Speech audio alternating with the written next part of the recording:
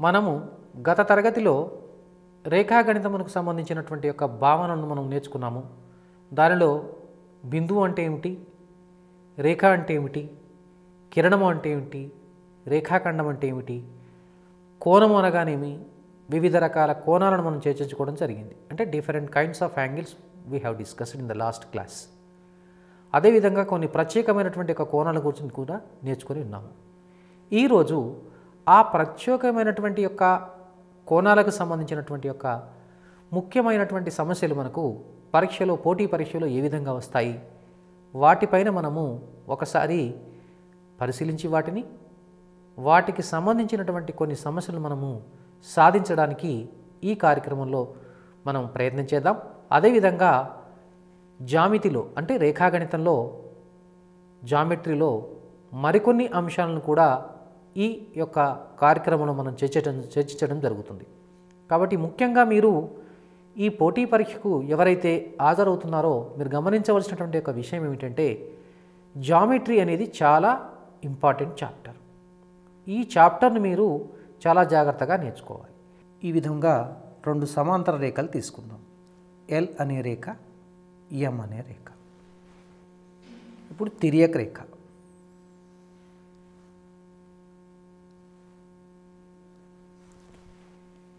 దీని యొక్క కోణ సమద్వికరణ రేఖ, దీని యొక్క కోణ సమద్వికరణ రేఖ. అంటే మీరు గమనించవలసిన విషయము, ఈ కోణము ఈజ్ ఈక్వల్ టు ఈ కోణము, ఈ కోణము ఈజ్ ఈక్వల్ టు ఈ కోణము. అప్పుడు ఈ కోణం ఎంత ఉంటుంది, ఇది ప్రశ్న. అంటే ఈ కోణం విలువ మీరు గమనించవలసింది ఏంటంటే, ఫర్ ఎగ్జాంపుల్ దీన్ని మనం ఆల్ఫా అనుకున్నట్లయితే ఈ ఆల్ఫా విలువ 90 డిగ్రీలు ఉంటుంది. ఇది ఒక కాన్సెప్ట్. అదేవిధంగా మరొక భావనను చూద్దాం. ఇది ఎల్ అనే సమాంతర రేఖ, ఎం అనే సమాంతర రేఖ తీసుకుందాం. ఇప్పుడు తిర్యక్ రేఖ.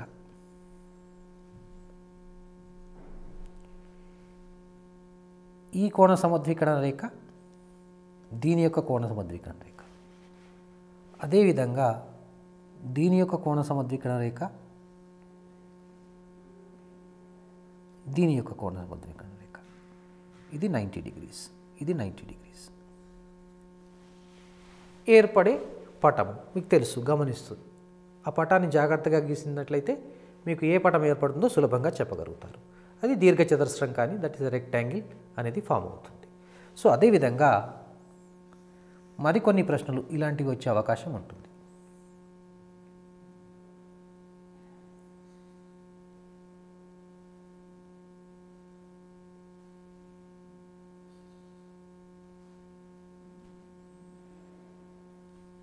ఈ గుర్తులు సమాంతర రేఖల గుర్తులు. సో ఇప్పుడు మనము దీన్ని A O B X Y అనుకుందాం. ఏఎక్స్ కిరణము, బిఎక్స్ కిరణము. సో ఈ రెండు సమాంతరంగా ఉండి ఇది ఎక్స్, ఇది వై ఇచ్చినప్పుడు, ఉదాహరణకు ఈ కోణం విలువ ఎంత అని అడిగారనుకోండి. ఈ కోణాన్ని ఆల్ఫా అనుకుందాం. ఒకసారి మనం పటాన్ని పరిశీలించినట్లయితే ఈ పటం ద్వారా దీన్ని మనము సాధించడానికి మనం ప్రయత్నం చేద్దాం. ఉదాహరణకు ఇప్పుడు ఈ విధంగా మనకు ఇవ్వటం జరిగింది. ఈ రెండు కూడా సమాంతరాలు. ఈ రెండింటికి సమాంతరంగా మరొక రేఖను గీద్దాం. మీరు గమనించినట్లయితే ఈ రెండు, ఇది తిర్యక రేఖ అవుతుంది. ఈ కోణము ఈజ్ ఈక్వల్ టు ఈ కోణం అవుతుంది. అంటే ఇది ఎక్స్ కాబట్టి ఈ కోణం కూడా ఎక్స్, ఇది వై కాబట్టి అదేవిధంగా ఈ కోణం కూడా వై అవుతుంది. ఇది ఎక్స్ ప్లస్ వై అని తెలుస్తుంది. మనకు కావలసింది ఆల్ఫా.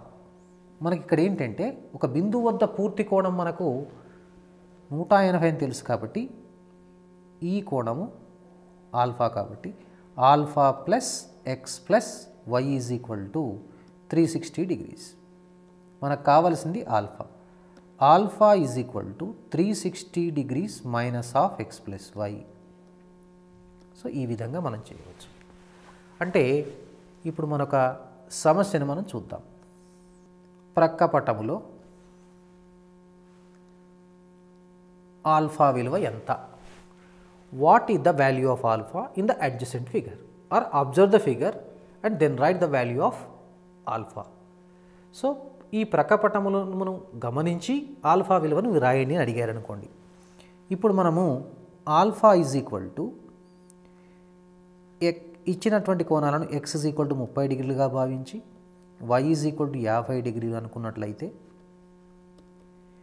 ఇప్పుడు మనం ప్రత్యక్షంగా రాయొచ్చు. Alpha is equal to X plus వైగా రాయొచ్చు. 30 degrees plus 50 degrees is equal to 80 degrees వస్తుంది. ఆ విధంగా కాకుండా ఇప్పుడు ఉదాహరణకు ఈ కోణాన్ని అడిగారనుకోండి, దీన్ని బీటా అనుకుందాం. ఇప్పుడు బీటా అడిగితే చూడండి, beta is equal to 360 degrees minus of X plus y. అంటే 360 మైనస్ 80 అంటే 0 to 80 degrees. సో ఈ విధంగా మనం ఇలాంటి సమస్యలు చాలా సులభంగా చేయొచ్చు. మరొక సమస్యను మనము మాదిరి సమస్యను మనం పరిశీలిద్దాం. ఈ రెండు రేఖలు సమాంతరంగా ఉన్నాయి. ఈ కోణం ఎక్స్ వై ఇవ్వబడ్డాయి. బీటా కోణం కనుక్కోవాలి. ఒకసారి చూద్దాం. ఇప్పుడు మనము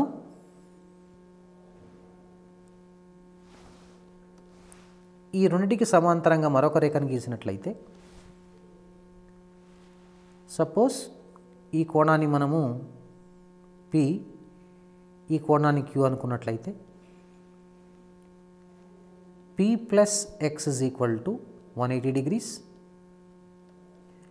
queue plus why is equal to 180 degrees.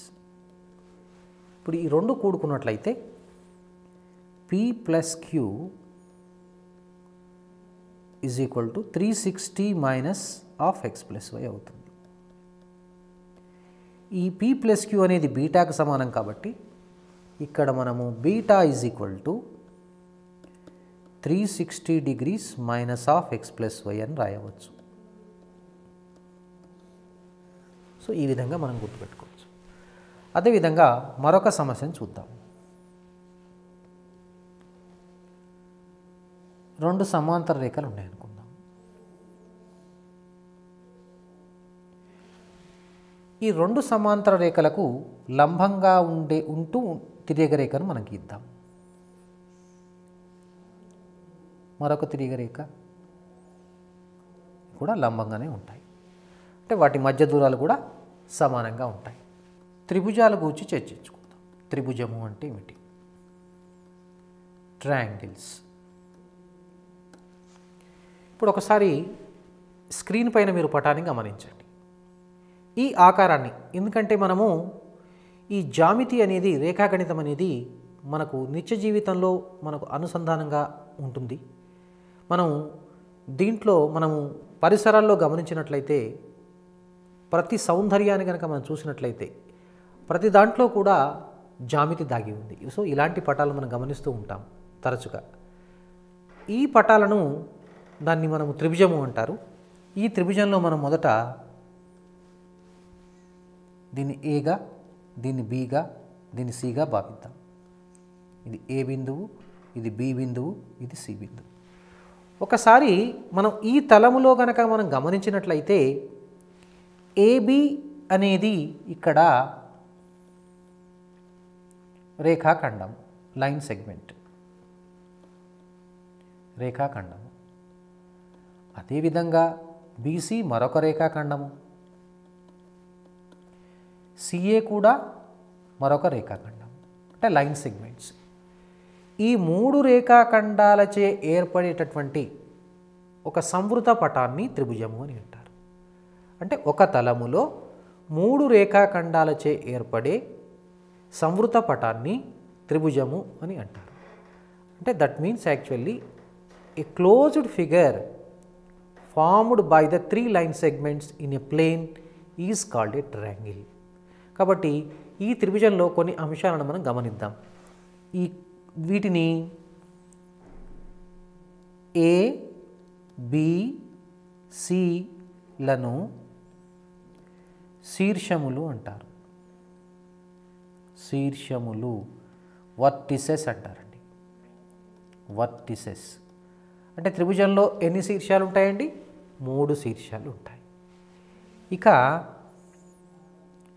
కోణం ఏ, కోణం బి, కోణం సిలను కోణములు అంటారు.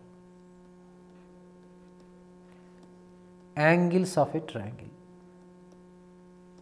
Angles of a triangle. ఇక నెక్స్ట్ ఏబి, బీసీ, సిఏలు భుజములు అంటారు. త్రిభుజం యొక్క భుజములు సైడ్స్ అంటారు. సైడ్స్ అంటారు. వీటిని సాధారణంగా దీన్ని ఏ అక్షరంతో, ఇది బి అక్షరంతో, సి అక్షరంతో సూచిస్తారు. అంటే అర్థం ఏంటంటే బీసీ అనేది ఏ కోణానికి ఎదురుగా ఉంది కాబట్టి ఏ, సిఏ అనేది బి కోణానికి ఎదురుగా ఉంది కాబట్టి స్మాల్ బి, మరియు ఏబిని స్మాల్ సిగా తీసుకుంటారు. సాధారణంగా మనం స్మాల్ ఏ, స్మాల్ బి, స్మాల్ సితో కూడా భుజాలను సూచిస్తాం. వాటి యొక్క పొడవులు అనొచ్చు. So lengths of the sides of the triangles. వాటిని మూలకాలని కూడా అంటారు. త్రిభుజ మూలకాలని కూడా అంటారు. ఎలిమెంట్స్ ఆఫ్ ఏ ట్రయాంగిల్ అంటారు. ఇప్పుడు మనము ఈ త్రిభుజానికి సంబంధించి పెరిమీటర్, చుట్టుకొలత, దాన్ని A plus B plus C అంటారు. దాన్ని 2sతో సూచిస్తారు. ఇచ్చట ఎస్ అంటే A plus B plus C by 2. ఇది మామూలుగా క్షేత్ర గణితంలో కూడా నేర్చుకోవడం జరుగుతుంది. అప్పుడు ఒకసారి మనము పునశ్చరణ చేసుకుందాం. సో ఇది త్రిభుజానికి సంబంధించినటువంటి యొక్క అంశాలు. ఇప్పుడు మనము త్రిభుజం యొక్క రకాల గురించి మనం చర్చించుకుందాం. ఇది ఏ, ఇది బి, ఇది సిగా తీసుకుందాం. త్రిభుజాల రకాలు. త్రిభుజాల రకాలు. Types of triangles. ఒకసారి వీటిని గురించి మనము కూలంకషంగా చర్చించుకుందాం.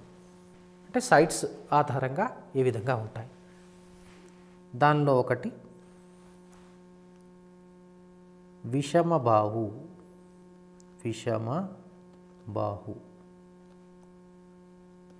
త్రిభుజము, స్కేలెన్ ట్రయాంగిల్.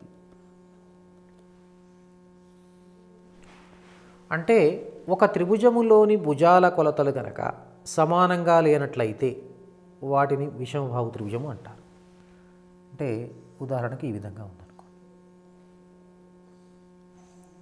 ఏబిసి. ఇక్కడ AB does not equal to BC, BC does not equal to CA. సమద్విబాహు త్రిభుజం. దీన్నే ఐసాసిల్స్ అంటారు.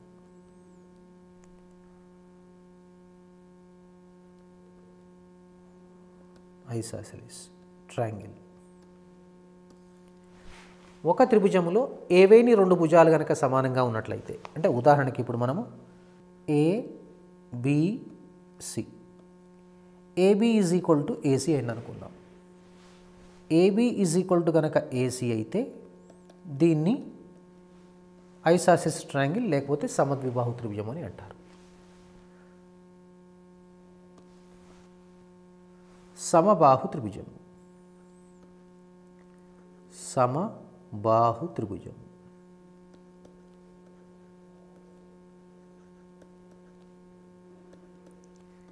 Equilateral triangle. Equilateral triangle. ఇంగ్లీష్లో దీన్ని ఈక్విలేటరల్ ట్రయాంగిల్ అంటారండి. సమబాహు త్రిభుజం అంటే ఒక త్రిభుజములోని 3 భుజాలు గనక ఒకే విధమైనటువంటి కొలతలు కలిగి ఉన్నట్లయితే, సమానంగా ఉన్నట్లయితే దానిని సమబాహు త్రిభుజం అని అంటారు. అంటే ఉదాహరణకి ఇప్పుడు మనము ఏబీ కొలత బీసీ కొలతతో సిఏ కొలతతో సమానంగా ఉందనుకోండి. అంటే AB is equal to BC is equal to CA. అప్పుడు దీన్ని ఈక్విలేటరల్ ట్రయాంగిల్ లేకపోతే సమబాహు త్రిభుజము అంటారు. ఈ సమబాహు త్రిభుజంలో భుజాలన్నీ సమానంగా ఉంటాయి. ఏ ఏ ఏ. దీని యొక్క చుట్టుకొలత అడిగింది అనుకోండి, perimeter. S is equal to మనకు తెలుసు A plus B plus C by 3 2 అండి. అంటే దీన్ని ఇప్పుడు మనము 3a/2. ఇంకొక విషయం గమనించాలి, దీనిలోని అన్ని కోణాలు కూడా సమానంగా ఉంటాయి. కోణాల ఆధారంగా, బేస్డ్ ఆన్ యాంగిల్స్, కోణాల ఆధారంగా. సో కోణాల ఆధారంగా అంటే మనకు వచ్చేది అల్పకోణ త్రిభుజము, అల్పకోణ త్రిభుజము. రెండవది దీన్ని ఏమంటారంటే acute angled triangle, acute angle triangle. అధిక కోణ త్రిభుజము, అబ్ట్యూజ్ యాంగిల్డ్ ట్రయాంగిల్. లంబకోణ త్రిభుజము, right angle or right angled triangle, right angled triangle. తర్వాత లంబకోణ సమద్విబాహు త్రిభుజం.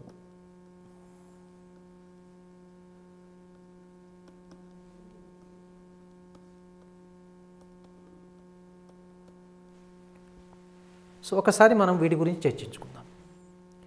అసలు అల్పకోణ త్రిభుజము అంటే ఏమిటి? అల్పకోణ త్రిభుజం, అల్పకోణ త్రిభుజం గురించి మనం చర్చించుకుందాం. అల్పకోణ త్రిభుజం అంటే ఒక త్రిభుజములోని కోణాలన్నీ కూడా 90 డిగ్రీల కంటే తక్కువగా ఉంటే ప్రతి కోణము కూడా దానిని అల్పకోణ త్రిభుజము అని అంటారు. అంటే ఉదాహరణకు ఏబీసీ గనక ఒక త్రిభుజమైనట్లయితే కోణం ఏ, కోణము బి, కోణము సిలన్నీ కూడా అల్పకోణాలు అవుతాయి. అట్టి సందర్భంలో అంటే in that case the triangle is called acute angled triangle. అంటే దాన్నే అల్పకోణ త్రిభుజం అని అంటారు. అధిక కోణ త్రిభుజం అంటే ఏంటి? అధిక కోణ త్రిభుజం అంటే 3 కోణాలలో ఒక కోణం మాత్రమే అధిక కోణమైనట్లయితే మిగిలిన 2 కోణాలు అల్పకోణాలు అయినట్లయితే ఆ త్రిభుజాన్ని అధిక కోణము అంటారు, కోణ త్రిభుజము అంటారు. అంటే in అబ్ట్యూజ్ angle triangle one of the angles is that is actually obtuse, the rest of the angles are acute angles. So then the triangle is called obtuse angled triangle. ఇక రైట్ యాంగిల్ ట్రయాంగిల్ అంటే ఒక కోణము 90 డిగ్రీలు ఉంటుంది. అంటే ఉదాహరణకి ఇప్పుడు మనము పటాలకి ఇస్తే ఇది అల్పకోణ త్రిభుజము,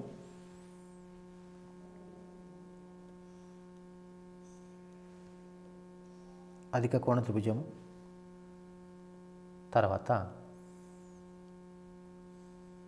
ఇది లంబకోణ త్రిభుజము,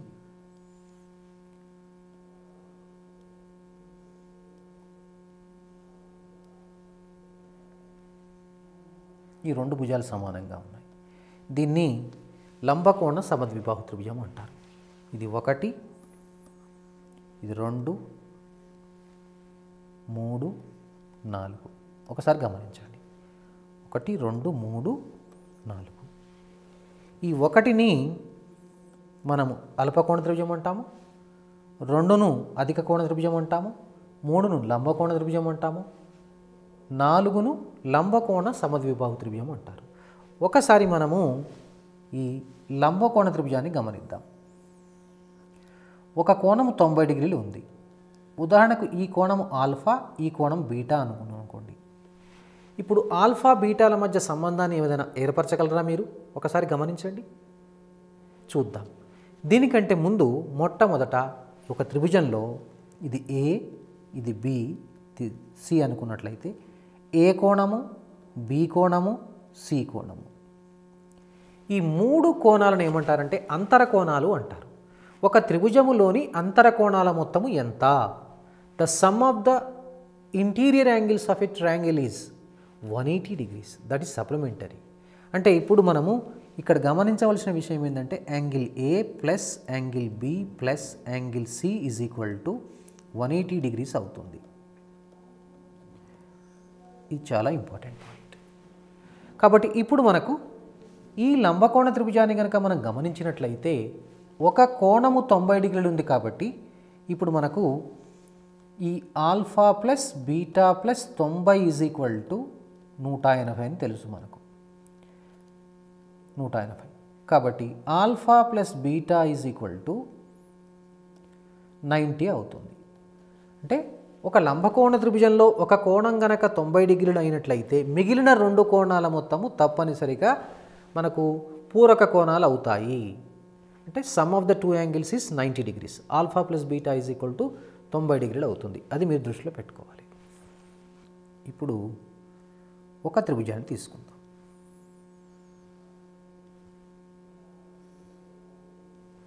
దీన్ని ఏ, దీన్ని బి, దీన్ని సి. ఇప్పుడు ఈ త్రిభుజంలో బీసీని డి వరకు పొడిగిద్దాం. ఇప్పుడు కోణం ఏసీడీని పరిశీలిద్దాం. ఈ ఏర్పడిన కోణము, ఈ కోణము ఏసీడీని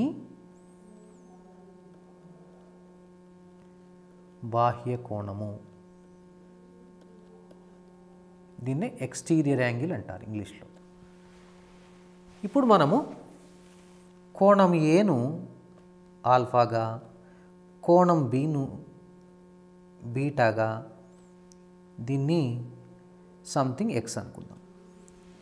ఈ ఎక్స్ ఆల్ఫా బీటాల మధ్య ఏమైనా సంబంధాన్ని మనం ఏర్పరచగలమా అదొకసారి మనం పరిశీలిద్దాం.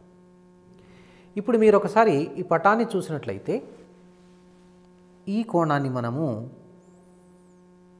జెడ్ అనుకుందాం. మనకు తెలుసు త్రిభుజములోని అంతర కోణాల మొత్తము, త్రిభుజంలో అంతర కోణాల మొత్తము 180 మనకు మనకు తెలుసు. అంటే alpha plus beta plus Z is equal to 180. ఇది ఈక్వేషన్ 1 అనుకుందాం. అదేవిధంగా ఈ పటాన్ని మనం గమనిస్తున్నట్లయితే ఇది ఒక సరళ కోణాన్ని ఏర్పాటు చేస్తుంది. అంటే X plus Z is equal to 180 degrees అని రాయవచ్చు. దీని సమీకరణం 2 అనుకుందాం. ఇప్పుడు 1 మైనస్ 2 చేయగా, అంటే సమీకరణం 1లో నుండి 2 చేయగా అప్లై ఏమొస్తుందండి ఒకసారి చూడండి. జెడ్ జెడ్ క్యాన్సిల్, అంటే alpha plus beta minus X is equal to 0 వస్తుంది. అంటే alpha plus beta is equal to X అవుతుంది. దీని నుంచి మనకు సంబంధం వచ్చింది, X is equal to alpha plus beta. దీన్ని మనము వ్యక్తపరచాలనుకోండి, గణిత భాషలో వ్యక్తపరచాలి. గణిత భాషలో ఏ విధంగా వ్యక్తపరచాలి అంటే ఒక త్రిభుజంలో ఇప్పుడు మనము ఈ బాహ్య కోణానికి దానికి ఎదురుగా ఉన్నటువంటి యొక్క అంతర కోణాలకి ఏమన్నా సంబంధం ఉందా అంటే ఆ సంబంధాన్ని మనం ఎలా చెప్పొచ్చు అంటే ఒక త్రిభుజంలోని బాహ్య కోణము అంతరాభిముఖ కోణాల మొత్తానికి సమానము. అంటే the exterior angle of a triangle is equal to the sum of the opposite interior angles. అంటే ఇప్పుడు చూడండి, ఇక్కడ గమనించండి, X is equal to alpha plus beta అవుతుంది. X is equal to alpha plus beta. దీనికి సంబంధించినటువంటి ఒక సమస్యలు కూడా మనకు పరీక్షలో రావడానికి అవకాశం ఉందండి. ఎలా అంటే ఉదాహరణకు ఈ విధంగా మనకు ఒక పటం ఇస్తారు. సరే, దీన్ని ఎక్స్ అని ఇవ్వచ్చు.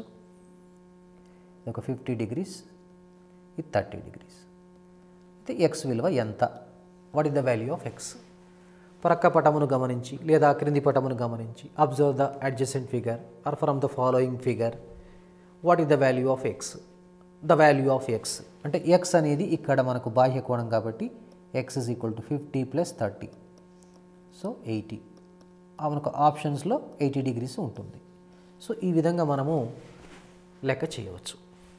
ఇంకొక విషయాన్ని గమనిద్దాం. దీన్ని ఏ, దీన్ని బి, దీన్ని సి అనుకుందాం. ఇప్పుడు ఒకసారి జాగ్రత్తగా గమనించినట్లయితే ఈ కోణము, ఈ కోణము, ఈ కోణము, వీటిని త్రిభుజం ఏబిసి యొక్క బాహ్య కోణాలు అంటారు. ఇది ఆల్ఫా, ఇది బీటా, ఇది గామా అనుకుందాం. ఒకసారి మనము గమనిద్దాం. Alpha is equal to C plus బిగా రాసుకోవచ్చు. కోణం సి ప్లస్ కోణం బి, ఈక్వేషన్ 1 అనుకోండి. బీటా ఈజ్ ఈక్వల్ టు కోణం ఏ ప్లస్ కోణం బి, ఇది 2 అనుకుందాం. సమీకరణం 2 అనుకుందాం. అదేవిధంగా గామాను ఊహించండి. గామా అనేది మనకి ఇప్పుడు కోణం ఏ ప్లస్ కోణం సిగా రాసుకోవచ్చు. Alpha plus beta plus gamma మూడింటిని కూడినట్లయితే మనకు 2 angle A, 2 angle B, 2 angle C వస్తుంది. 2 కామన్ తీసినట్లయితే ఇక్కడ angle A plus angle B plus angle C. ఒకసారి గమనించండి, ఇక్కడ angle A plus angle B plus angle C ఎంత? Angle A plus angle B plus angle C అనేది ఒక త్రిభుజములోని అంతరకోణాల మొత్తానికి సమానము. The sum of the interior angles of a triangle. So that is మనకు తెలుసు కాబట్టి angle A plus angle B plus angle C is equal to 180 degrees. ఇప్పుడు మనం ఇక్కడ ప్రతిక్షేపించుకోవచ్చు. దీన్ని 2 × 180 degrees, సో 360 degrees అవుతుంది. దీని నుంచి మీరేం గమనించారు? ఏదైనా త్రిభుజములోని బాహ్య కోణాల మొత్తము ఎల్లప్పుడూ 360 degrees. అంటే the sum of the exterior angles of a triangle is always 360 degrees. So ఈ అంశాలను మనం దృష్టిలో పెట్టుకోవచ్చు. ఒక త్రిభుజములోని అంతర కోణాల మొత్తమేమో 180 degrees, బాహ్య కోణాల మొత్తమేమో 360 degrees అని గుర్తుపెట్టుకోవచ్చు. ఎందుకంటే భావనలకు చెందిన సమస్యలు కనుక పరీక్షలో వచ్చినట్లయితే మనకు ఉపయోగపడుతుంది. ఏ, బి, సి.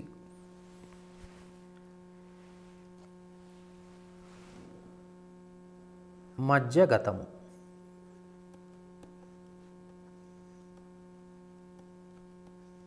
మీడియన్.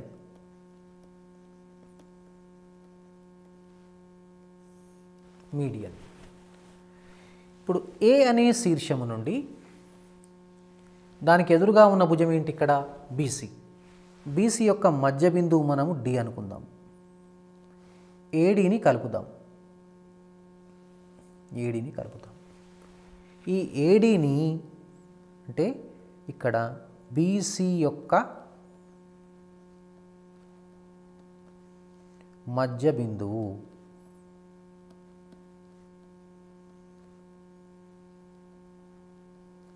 డి. అప్పుడు ఏడీని మధ్యగతము అంటారు, మీడియన్ అంటారు. దీన్ని ఏమంటారంటే ఏ శీర్షము నుండి గీసినటువంటి యొక్క మధ్యగతం అంటారు. The median has been drawn from the point A or vertex A. అంటే ఏ శీర్షము నుండి గీసినటువంటి యొక్క మధ్యగతం అంటారు. మరి ఇలాంటి మధ్యగతాలు మనం ఎన్ని గీయవచ్చు ఒక త్రిభుజంలో? ఒకసారి ఆలోచించండి. మనం ఇక్కడ బి ద్వారా ఒకటి, సి ద్వారా ఒకటి గీయవచ్చు. దీన్ని బిఈ అనుకోండి, దీన్ని సిఎఫ్ అనుకుందాం. అంటే ఏడి, బిఈ, సిఎఫ్లు మధ్యగతాలు.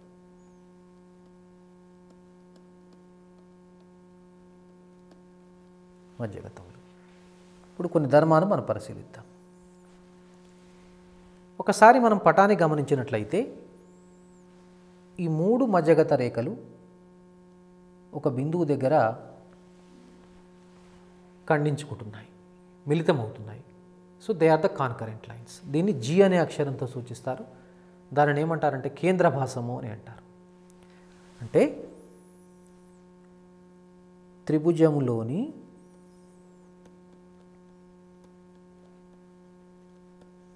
మధ్యగత రేఖలు మిళితములు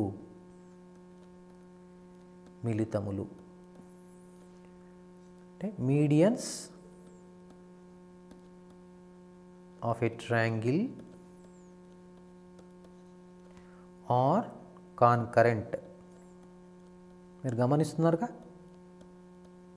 కాన్కరెంట్. మిళిత బిందువును అంటే వాటి మిళిత బిందువును కేంద్ర భాసము అంటారు. దీన్నే సెంట్రాయిడ్ అంటారు. దీనిని జీతో సూచిస్తారు, జీ అనే అక్షరంతో సూచిస్తారు. ఇక్కడ మీరు గుర్తుపెట్టుకోవాల్సింది ఏంటంటే AG is to GD, BG is to GE, CG is to GF is equal to 2:1. అంటే శీర్షం వైపు ఏబిసి వైపు 2 ఉంటుంది, అటువైపు 1 ఉంటుంది. సో అంటే ఇక్కడ మరొక విషయాన్ని కూడా మనం గుర్తుపెట్టుకోవచ్చు. జీ అనేది మధ్యగతాన్ని త్రిధాకరిస్తుంది. జీని త్రిధాకరణ బిందువు అని కూడా అంటారు, పాయింట్ ఆఫ్ ఇంటర్సెక్షన్ అని కూడా అంటారు. జీను ఏడి బిఈ సిఎఫ్ల త్రిధాకరణ బిందువు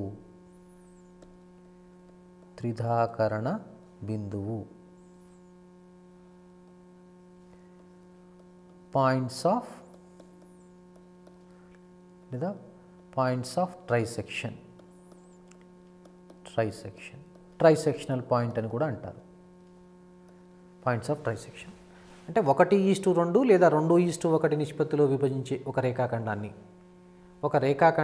1:2 లేదా 2:1 నిష్పత్తిలో విభజించే బిందువుని త్రిధాకరణ బిందువులని కూడా అంటారు. దాన్నే పాయింట్స్ ఆఫ్ ట్రైసెక్షన్ అని కూడా అంటారు. కాబట్టి ఇప్పుడు జీ అనేది మధ్యగతమును త్రిధాకరిస్తుంది, పాయింట్ ఆఫ్ ట్రైసెక్షన్ దాన్ని ట్రైసెక్ట్ చేస్తుంది. కాబట్టి దాన్నే పాయింట్స్ ఆఫ్ ట్రైసెక్షన్ అని కూడా అంటారు. ఇప్పుడు జీని త్రిభుజం యొక్క ఒక కేంద్రంగా తీసుకుంటాం. ఇలాంటి కేంద్రాలు కూడా మరికొన్ని ఉంటాయి. వాటిని మనం చర్చించుకునే ముందు మనం ఇప్పుడు ఆల్టిట్యూడ్, దాన్ని మనం మధ్యగతం నెక్స్ట్ మనము ఉన్నతి లేదా ఎత్తు, దాని గురించి మనం చర్చించుకుంటాం. ఉన్నతి లేదా ఎత్తు, ఆల్టిట్యూడ్. ఏబిసి అనే త్రిభుజం. ఇప్పుడు బీసీకి ఏ నుండి ఒక లంబాన్ని గీద్దాం. అంటే ఏడి పర్పెండిక్యులర్ టు బీసీ ఉన్నట్లయితే ఈ ఏడీని ఒక ఉన్నతి అంటారు. ఉన్నతి అంటే ఏడి ఈజ్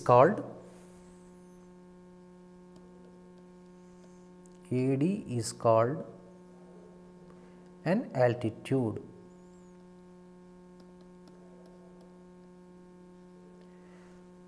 మరి ఇలాంటి ఉన్నతులు మనం ఎన్ని గీయవచ్చు ఒకసారి ఊహించండి.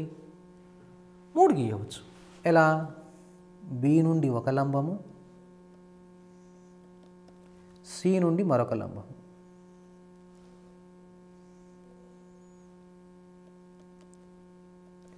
సో ఈ విధంగా మనకు 3 ఉన్నతులు వ్యవస్థితమవుతాయి. ఏడి, బిఈ, సిఎఫ్లు ఉన్నతులు.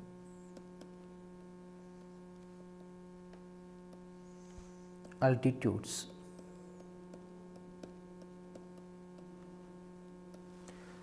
ఒకసారి గమనించినట్లయితే ఈ 3 ఉన్నతులు కూడా ఒకే బిందువు దగ్గర ఖండించుకుంటున్నాయి, మిళితం అవుతున్నాయి.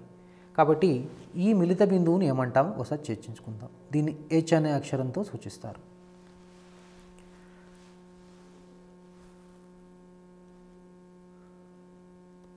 ఉన్నతులు, మిళితములు.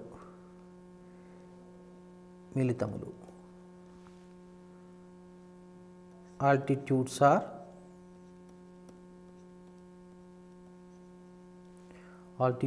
are concurrent.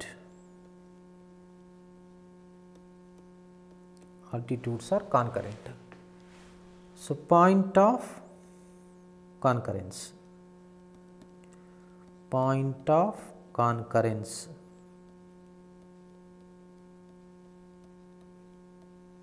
Of altitudes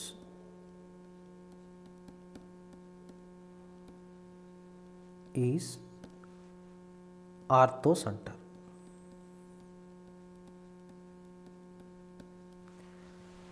అంటే ఉన్నతుల యొక్క మిళిత బిందువును లంబ కేంద్రము అంటారు.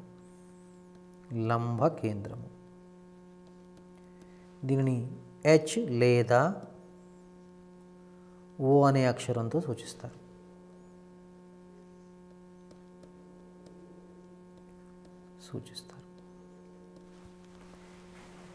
మనం ఇప్పుడు ఉన్నతి అదేవిధంగా ఆర్థోసెంటర్ గురించి కూడా నేర్చుకున్నాం. తర్వాత ఏ బిగా తీసుకుందాం. ఇప్పుడు ఈ రేఖాఖండాన్ని నుంచి సమాన దూరంలో ఉన్నటువంటి యొక్క బిందువులను మనం గుర్తిద్దాం. ఒకసారి చూద్దాం. ఏ నుండి బి నుండి సమాన దూరంలో ఉన్నటువంటి బిందువులు చూద్దాం.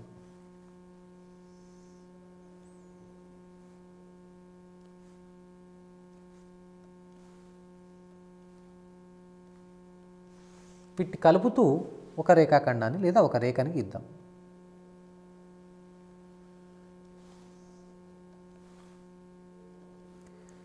ఇది 2 సమభాగాలుగా విడగొడుతుంది ఈ రేఖ. ఈ బిందువు పి బిందువు అనుకుందాం. అప్పుడు ఈ ఎల్ అనుకున్నట్లయితే ఈ ఎల్ అనే రేఖను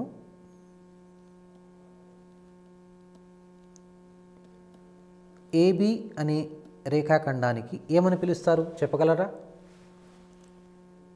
లంబ సమద్విఖండన రేఖ అని పిలుస్తారు. లంబ సమద్విఖండన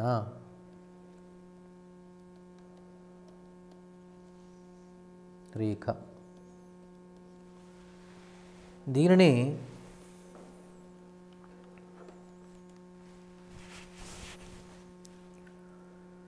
పర్పెండిక్యులర్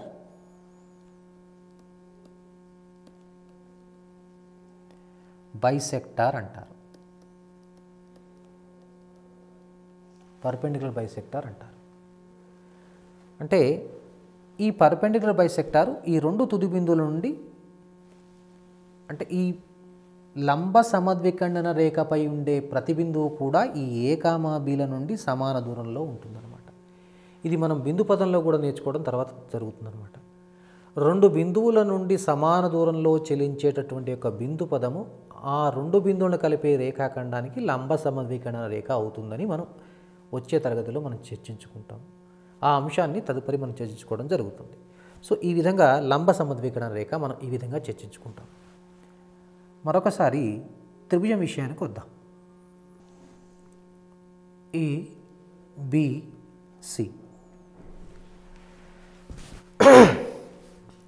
ఇప్పుడు త్రిభుజ భుజాలకు మనము లంబ సమద్విఖండన రేఖలను గీద్దాం. ఏం జరుగుతుందో చూద్దాం.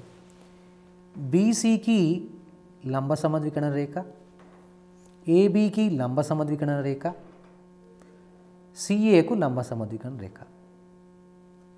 గీసినట్లయితే ఆ మూడు కూడా ఒక బిందువు దగ్గర కలుసుకుంటున్నాయి. దీనిని మనము ఎస్ అనుకుందాం. ఈ మూడు లంబ సమద్వికరణ రేఖలు కూడా ఇవి అనుసక్తాలు అవుతున్నాయి, మిళితాలు అవుతున్నాయి కాబట్టి, అంటే అవి కాన్కరెంట్ అవుతున్నాయి కాబట్టి ఆ వాటిని the point of concurrence of the perpendicular bisectors of the sides of a triangle is called circums అంటారు. దాన్ని ఏమంటారంటే పరికేంద్రము అంటారు. అంటే ఒక త్రిభుజములోని భుజాల లంబ సమద్వికరణ రేఖలు మిళితాలు. అట్టి మిళిత బిందువుని ఏమంటారంటే దీన్ని ఇక్కడ పరికేంద్రము అంటారు. సో ఎస్ ఈజ్ కాల్డ్, దీన్నే సర్కమ్స్ అంటారు. సర్కమ్స్ అంటారు. లేకపోతే మరొక రకం కూడా మనం చర్చించుకోవచ్చు. ఎలా అంటే ఒక వృత్తాన్ని తీసుకొని వృత్తం పైన మూడు బిందువులను గుర్తించి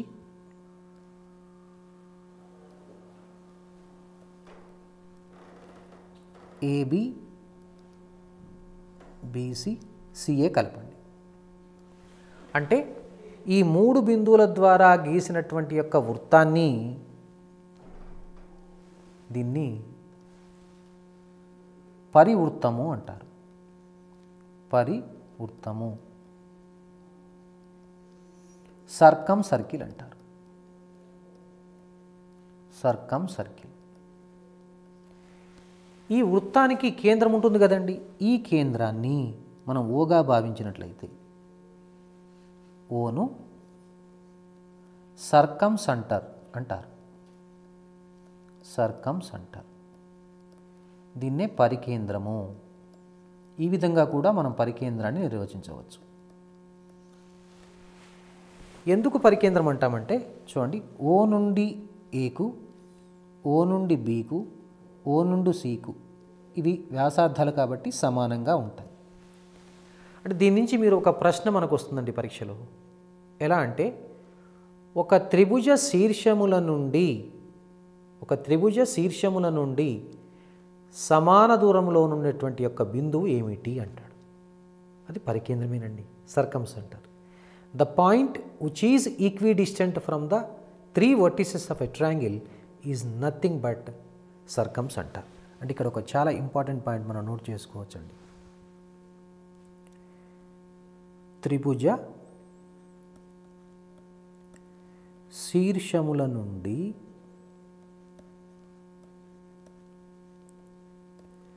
సమాన దూరములో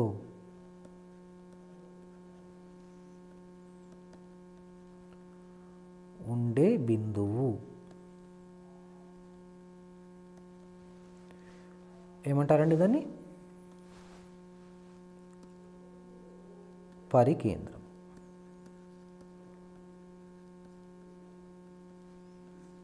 సర్కమ్స్ అంటారు.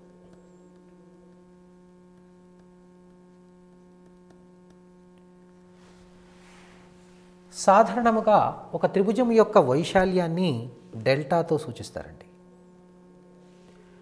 అదేవిధంగా పరివృత్తం యొక్క వ్యాసార్థాన్ని క్యాపిటల్ ఆర్తో సూచిస్తారు. క్యాపిటల్ ఆర్ అంటే ఈ చోట OA is equal to OB is equal to OC is equal to వ్యాసార్థాలు కాబట్టి క్యాపిటల్ ఆర్తో సూచిస్తారు.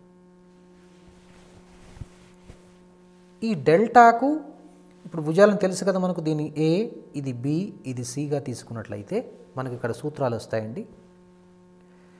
Delta is equal to ABC by 4R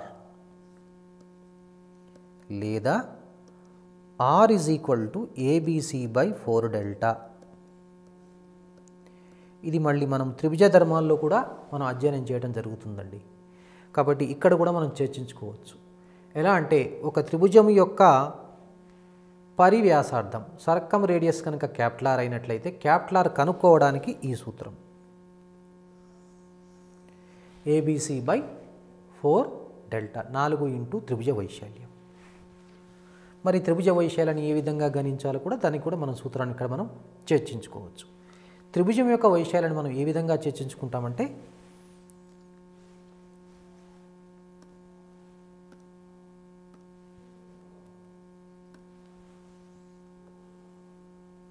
ఇప్పుడు త్రిభుజాన్ని తీసుకున్నప్పుడు ఇది ఏ, ఇది బి, సి. ఇది ఏగా, ఇది బిగా, ఇది సిగా తీసుకున్నట్లయితే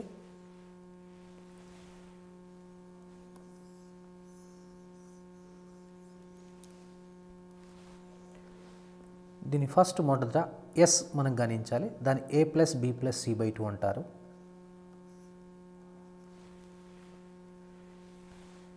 delta is equal to root of S into S minus A, S minus B, S minus C అండి. దీనిని ఏమంటారంటే హెరాన్ సూత్రం అని కూడా అంటారు. హెరాన్ సూత్రం అని కూడా అంటారు. ద్వారా మనం త్రిభుజం యొక్క వైశాల్యం డెల్టా కనుక్కోవడానికి అవకాశం ఉంది. A B C, AB is equal to BC is equal to CA. సమానం కాబట్టి దీనిని ఏమంటారంటే సమబాహు త్రిభుజం అంటారు. సమబాహు త్రిభుజంలో ఒక్కొక్క కోణము అంటే ఏ బి సి, కోణం ఏ, కోణం బి, కోణం సి ఈజ్ ఈక్వల్ టు మనకు 60 డిగ్రీలు ఉంటుంది ఒక్కొక్క కోణం. Each of the angle of a equilateral triangle is 60 degrees. మనం ఇంతవరకు త్రిభుజమునకు సంబంధించినటువంటి యొక్క అంశాలు చర్చించుకుంటూ ఉన్నాము. సో మరికొన్ని కేంద్రాల గురించి అంటే త్రిభుజానికి సంబంధించినటువంటి త్రిభుజ కేంద్రాలు, the centres of the triangles గురించి వచ్చే తరగతిలో చర్చించుకుందాము. అంతవరకు సెలవు.